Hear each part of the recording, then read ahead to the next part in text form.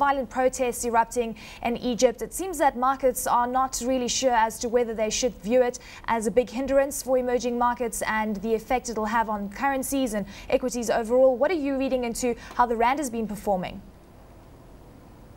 Yes, good morning, Eleni. I think we as well are a little bit confused by what's going on. We're obviously watching and waiting to see any fresh developments out of Egypt.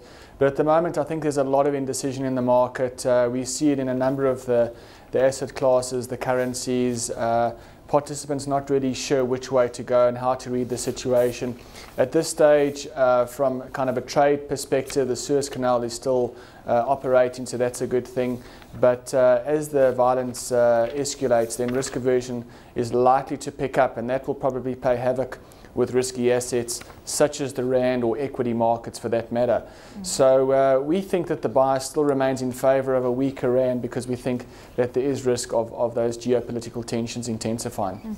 Michael, also one of the things that could affect sentiment is the employment report out of the US, and we know that this also has a significant impact if it does come out worse than expected. ADP numbers showing private sector added 187,000 jobs in January. The December number, though, downwardly revised to 247,000 jobs from the 297 that was previously thought. Unemployment sitting at 9.4%. What are we expecting this time around? Well, you know, like you said, in the previous reading, the ADP Employment Report came out quite encouragingly, and payrolls disappointed, and now we see that actually ADP was overstated, as you just mentioned. This time around, ADP has also been rather encouraging, and let's hope that it is a better reflection of what we're going to be seeing on Friday when we have the official non-farm payrolls figure and unemployment rate. Needless to say, if the numbers continue to impress on the labour front in the US dollar is likely to take encouragement from it and could firm a bit further. We've seen the dollar obviously benefiting from the uncertainty and the risk aversion associated with the Egyptian crisis.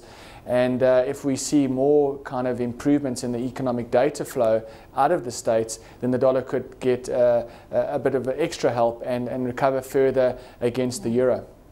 Taking a look at the European Central Bank, big focus on inflation, 2.4% is what it's at. It's way above the 2% target range.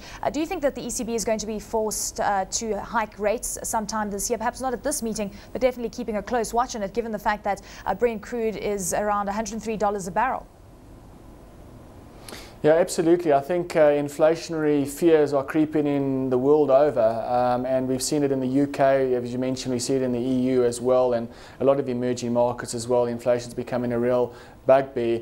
And of course the ECB has got to be mindful of that, but they've got to be very careful. You know, they're obviously trying to tackle the debt situation, and that requires huge austerity packages which in themselves crimp growth and crimp demand. So if they tighten rates too quickly, too soon, then it could actually push that economy back into some kind of an economic slowdown, and then you're sitting with a real kind of stagflation dilemma. Yeah. So I think at the moment the authorities just have to live with higher inflationary pressures, because I think growth is probably a little bit more important, especially at a time when you're trying to reduce those debt levels.